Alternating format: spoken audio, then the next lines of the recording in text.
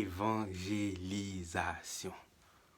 Bon, pour de vrai, peut-être que toi, tu es quelqu'un qui veut commencer à évangéliser. Genre, tu es un gars, une fille sérieuse qui veut commencer à partager la parole.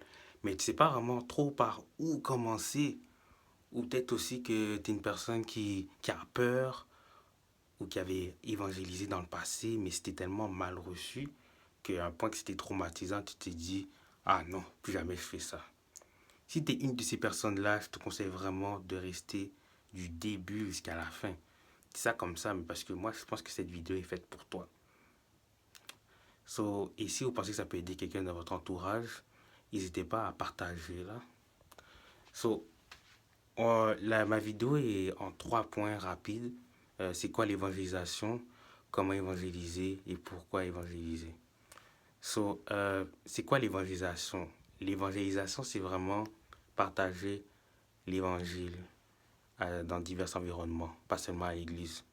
C'est-à-dire que l'évangile, c'est qui est Dieu, qu'est-ce qu'il a fait pour nous, pourquoi il l'a fait, et aussi la bonne nouvelle qui est la résurrection du Christ. Aussi, un petit rappel aussi.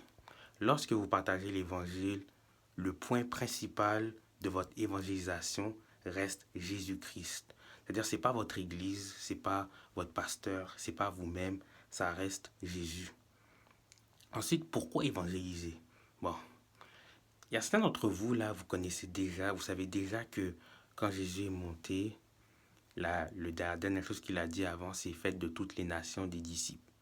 Il est venu sur terre, oui, pour sauver, mais aussi, il est aussi venu pour former des pécheurs d'hommes. Aussi, dans la parole, c'est écrit que quiconque me confesse devant les hommes, je le confesserai aussi devant le Père. Quand tu vois ces versets, tu sais déjà qu'il ne veut pas qu'on garde notre foi pour nous tout seuls. Ça, c'est de un. De deux aussi, je dirais que pourquoi il est important d'évangéliser? Parce que quand tu évangélises, c'est-à-dire que tu manifestes l'amour de Dieu et tu accomplis aussi son amour. Comme lorsque tu es en Christ, les rêves de Dieu deviennent tes rêves. Et l'une des choses que Dieu veut le plus au monde, c'est voir des âmes sauvées. Car il est même écrit dans sa parole que quand il voit une âme, il y a un festin, il y a une grande fiesta au ciel. Et Dieu va peut-être t'utiliser toi pour attirer quelqu'un vers lui. Parce que tu es peut-être la seule église que cette personne connaît. Tu es peut-être le seul lien qu'il a avec Jésus.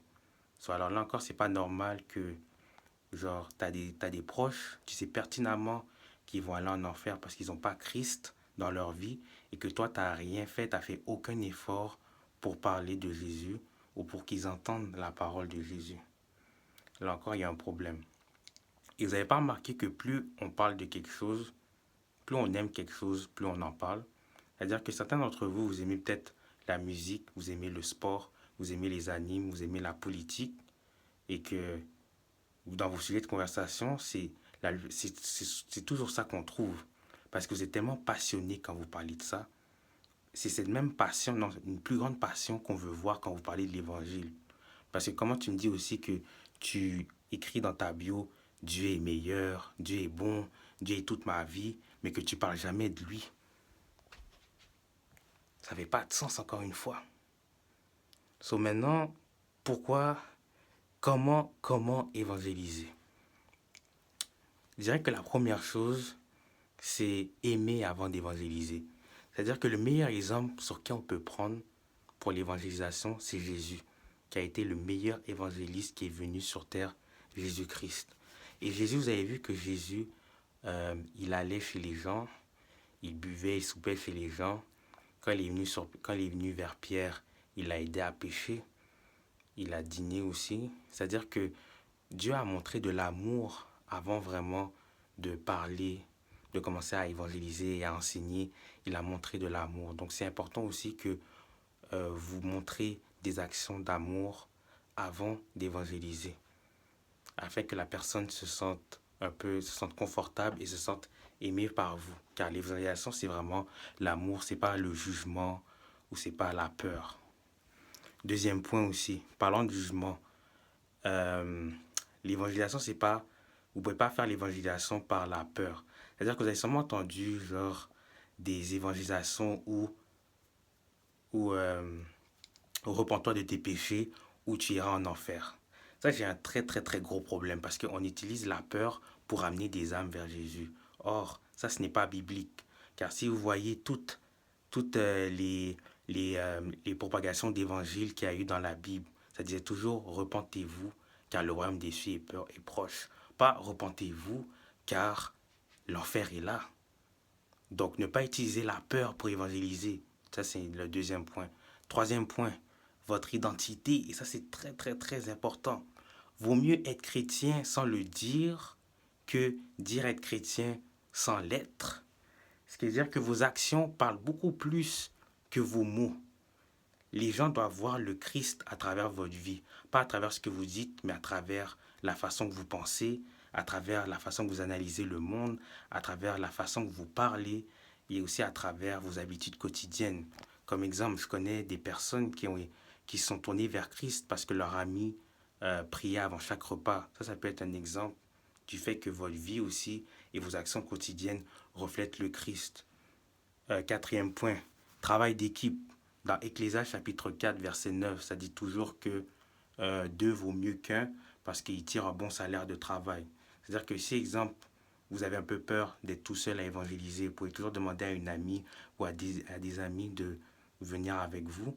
Ou si aussi, exemple, vous ne savez pas vraiment trop comment vous y prendre, vous pouvez toujours demander à quelqu'un pour vous aider. Et aussi, cinquième point, partagez votre témoignage. Les gens, un prisonnier, il y a juste un ancien prisonnier qui peut libérer un prisonnier parce que lui, il a réussi à s'en défaire. Ce qui veut dire que les gens ont besoin de se sentir identifiés par vous. Ils ont besoin de se sentir que vous aussi, vous étiez quelqu'un de mal, que vous aussi, vous êtes quelqu'un de mauvais, que maintenant, Jésus vous a sauvé, même si vous ne le méritez pas. Parce que si vous venez seulement envers la personne comme quelqu'un qui était parfait, là, ou quelqu'un qui est 100% religieux, 100% chrétien, ça ne va pas marcher, car les gens ne vont pas s'identifier à vous. Puis je dirais que mon dernier, mon dernier point, puis l'un des plus importants, c'est vous évangéliser vous-même. Parce que on est d'accord, on peut pas parler de quelque chose si vous n'avez aucune connaissance de ce que vous parlez. Peut-être que vous êtes quelqu'un qui n'est pas timide, mais que quand on dit évangélise, tu dis ah je sais pas trop quoi dire. Peut-être parce que tu t'es pas encore nourri des fruits. Plus tu pries, plus tu lis la parole, plus tu jeûnes et plus après tu auras la connaissance et la connaissance va alors te donner le vouloir de parler de Jésus à tout le monde. Pour de vrai, je sais pas qu'est-ce que tu fais encore ici là, mais je pense que c'est le temps que tu arrêtes de me regarder et que tu commences à utiliser le feu que Dieu a mis en toi pour pouvoir impacter la vie des gens. Ça, alors qu'est-ce que t'attends, man? Vas-y!